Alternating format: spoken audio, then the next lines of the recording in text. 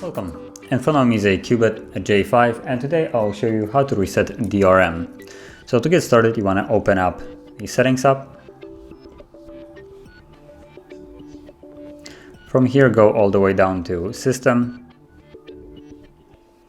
and then tap on Advanced, and now you should see Reset Options. So go here, and from the Reset Options at the top you will see DRM Reset. So tap on it, and tap on it once more.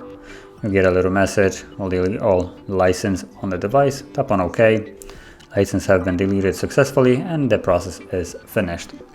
So if you found this very helpful, don't forget to hit like, subscribe, and thanks for watching.